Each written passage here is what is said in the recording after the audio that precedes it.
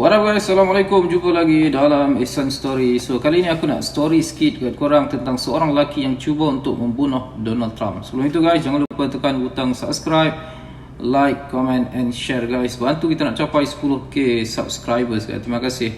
Thank you. Okay guys, aku mulakan dengan latar belakang lelaki yang cuba untuk membunuh Donald Trump ni. Nama dia Michael Sanford, seorang warga negara Britain, mempunyai sejarah gangguan mental yang cukup panjang. Dan kejadian itu menyebabkan kritikan terhadap penjagaan kesihatan mental di UK.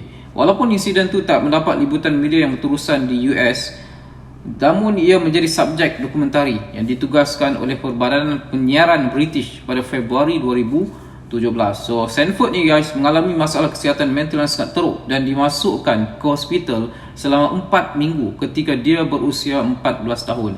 Okey, Michael Sanford ni guys, dia tidak pernah menunjukkan sebarang kecenderungan. Waktu dia kanak-kanak, tidak pernah menunjukkan sebarang kecenderungan ganas dan dia tidak pernah menjadi jahat. Dia seorang kanak-kanak yang baik dan benar-benar tidak akan menyakiti walaupun seekor lalat. Dan diceritakan guys, sebelum ini dia pernah menghalang untuk tidak menggunakan semburan lalat kerana dia tidak mahu apa-apa binatang terbang mati. Itulah Michael Sanford guys, waktu dia kanak-kanak. Dan mengikut ibu bapa Sanford ni, dia langsung tidak pernah menyebut apa-apa tentang Donald Trump. Dan yang mengejutkan adalah dia tidak pernah menunjukkan minat pun dalam perkara seperti itu. Maksudnya dalam bidang politik.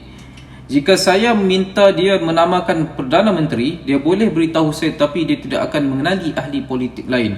Saya ragu-ragu dia akan tahu siapa Presiden Amerika Syarikat. Ini kata mak dia. Okay?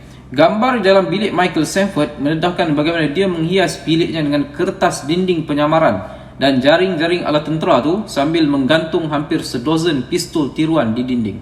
Dan imej yang ada di dinding guys menunjukkan poster filem dan PlayStation, kebanyakan daripada permainan yang menggunakan keganasan senjata api yang begitu melampau. Peliknya, bilik itu juga berselerak dengan beberapa mainan lembut termasuk penguin, burung kutub dan beberapa ikan. Dan Michael Sanford ni ada juga menyenaraikan kumpulan untuk AK-47 dan antara yang disukainya di Facebook, dan kumpulan lain yang bertajuk Senjata. Ini Michael Sanford. Okey, kita masuk kepada insiden yang dilakukan oleh Michael Sanford atas cubaan dia cuba untuk membunuh Donald Trump. So Sanford ni guys, dia mengembara dari United Kingdom ke Amerika Syarikat, dari UK ke US untuk bercuti pada awal 2015. So pada Jun 2016, dia dapat tiket untuk pergi ke acara kempen Trump dan juga menempah tiket untuk perhimpunan yang akan diadakan di Phoenix, Arizona.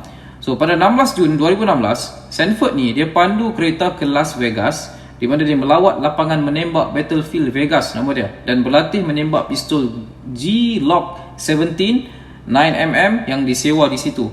Itu adalah kali pertama Sanford menyewa pistol. So pegawai keselamatan yang bertugas waktu tu yang membantunya menyifatkan dia ni sebagai bukan satu tembakan yang baik pun yang dibuat oleh Sanford. Oleh kerana Sanford telah melebihi tempoh visanya, penyewaan senjata api kepadanya adalah haram sebenarnya. So pada petang 17 Jun, Sanford dia sertai barisan di hotel dan kasino Treasure Island untuk perhimpunan pada hari yang berikutnya. So pada jam 9 pagi keesokan harinya, kira-kira 1,500 peserta perhimpunan yang dibenarkan masuk ke teater misteri. Acara itu berada di bawah perlindungan Perkhidmatan Rahsia Amerika Syarikat dan magnetometer. Magnetometer digunakan untuk mengesan sebarang senjata yang dibawa masuk ke tempat kejadian. So tidak ada senjata yang boleh masuk ke dalam acara yang berkenaan. Okey, seterusnya pada 11.35 pagi, semasa Trump tengah bercakap di acara tersebut, Sanford dia sedar ada seorang yang bernama Jacob, itu seorang pegawai polis dengan Jabatan Polis Metropolitan Las Vegas yang tengah bertugas pada acara tersebut, kelihatan mempunyai pistol 9mm Glock 17 milik pegawai polis tersebut dan tidak berkunci di dalam sarungnya. So Sanford ni dia menghampiri Jacob, pegawai polis tersebut, yang berada dalam kedudukan kira-kira 9 meter iaitu 30 kaki dari pentas tempat Trump bercakap, dan memulakan perbualan dengan Jacob yang mengatakan bahawa dia mahukan autograf Trump. So Sanford ni dia pergi dekat kepada Jacob, itu pegawai polis Metropolitan di situ, dan dia mulakan conversation, dia mulakan perbualan.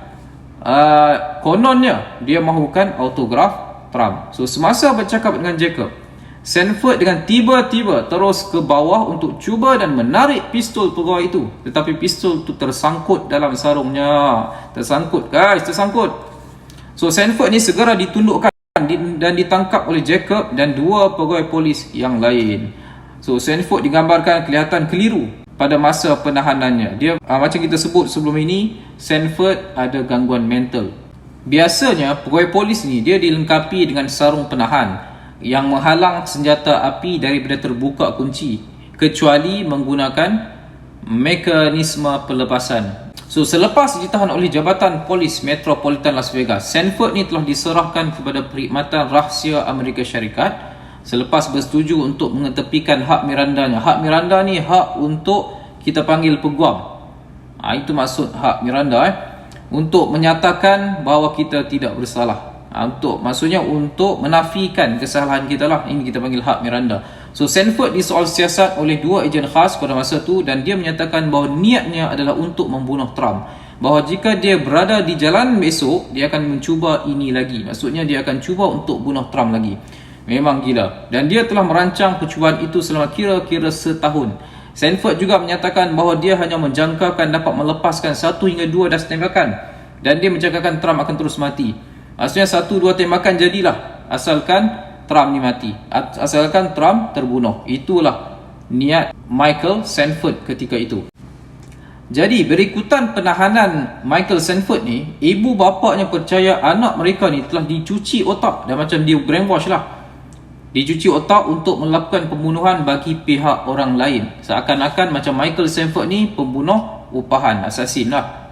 Berikutan penahanannya, Sanford ni telah ditahan di Pusat Tahanan Selatan Nevada disebabkan keadaan kesihatan mentalnya. Sanford ditahan dalam kurungan bersendirian dan berulang kali diletakkan di bawah pengawasan bunuh diri. Maksud takut-takut dia bunuh diri selepas itu sebab ada gangguan mental. So pada 20 Jun 2016, aduan telah difailkan dengan Mahkamah Daerah Amerika Syarikat untuk daerah Nevada yang mendakwa Sanford melakukan tindakan keganasan atas alasan yang terhad. So Sanford hadir di Mahkamah Daerah Nevada pada 20 Jun 2016 di mana dia didakwa melakukan tindakan keganasan atas alasan larangan. Jadi pada 29 Jun, juri besar persekutuan mendakwa Sanford atas 3 jenayah.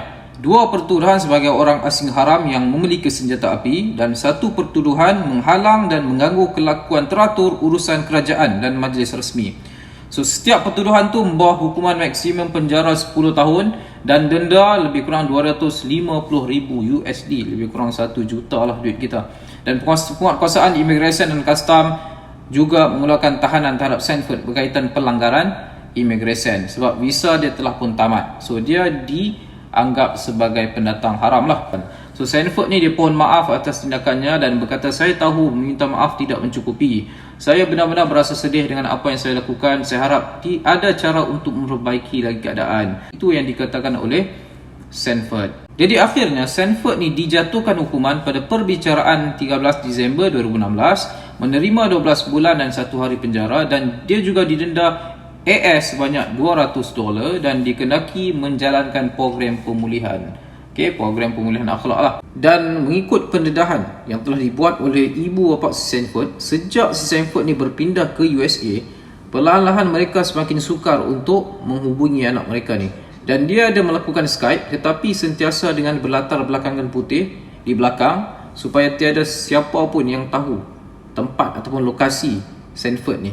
Disebabkan keadaannya itu, dia tidak pernah bercakap tentang kehidupan peribadinya dan ia sentiasa memberi kesan yang cukup kepada cara Sanford ni berkelakuan. Dan Sanford ni dia meninggalkan sekolah ketika dia berumur 15 tahun disebabkan mempunyai masalah dalam pelajaran. Jadi dia tidak mempunyai apa-apa kelaikan ataupun pengalaman kerja. Dan mengikut ibu bapanya lagi, dia ni bukanlah remaja biasa. Kalau dia tidak pernah minum atau merokok atau menggunakan dadah, dia tidak pernah berminat dengan semua tu. Dan langsung tidak berminat dalam arena politik, dunia ataupun geografi. Dan begitulah insiden yang telah berlaku satu ketika dulu di mana Michael Sanford cuba dalam attemptnya, dalam cubaan untuk membunuh Presiden Donald Trump. Kita jumpa lagi dalam next episode guys. Jangan lupa tekan butang like, subscribe, comment and share guys. Subscribe jangan lupa tekan guys, kita nak mencapai 10k subscriber. Assalamualaikum, jumpa lagi.